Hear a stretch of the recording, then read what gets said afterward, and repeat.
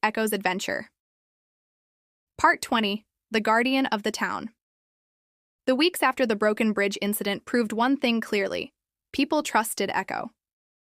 No longer just Daniel's loyal dog, he had become a kind of symbol for the community. Wherever Daniel went with him, into town for supplies, to the square for morning errands, children ran up to greet him and adults nodded with respect. One early morning, as the snow still clung to rooftops, Daniel walked with Echo into town. The air smelled of smoke and winter bread. Echo trotted proudly but calmly, every movement collected. He was not a rambunctious pup anymore. He carried himself with a quiet dignity that everyone seemed to notice. As they reached the square, they heard shouting. A horse, spooked by a falling cart, had bolted free of its reins. It tore down the street, hooves clattering loudly, eyes rolling with fright. People screamed and rushed aside.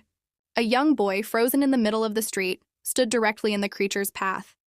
Daniel cried out, but Echo was faster. He surged forward, his lean body cutting across the snowy ground. With sharp precision, he barked, loud enough to break through the chaos. The horse's head jerked at the sudden sound. Echo did not retreat. He darted against the path of the beast, snapping his body low and barking in a rhythmic, commanding way. The horse balked, slowed, then swerved away, narrowly missing the boy who collapsed into his mother's arms. Townsfolk gasped in disbelief, then erupted into cheers. Echo circled once, steady, and returned to Daniel, tail held calmly, as though the act had been no more than instinct. A man clapped Daniel on the shoulder. "That dog has saved more lives than I can count.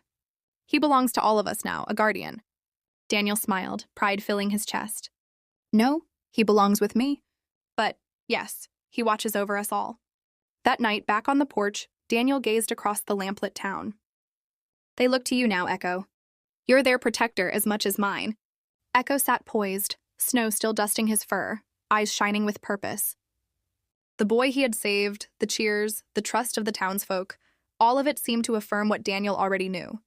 Echo was no longer growing into his destiny. He had arrived, he was the guardian. Please don't forget to share, like, and subscribe for more. Thanks.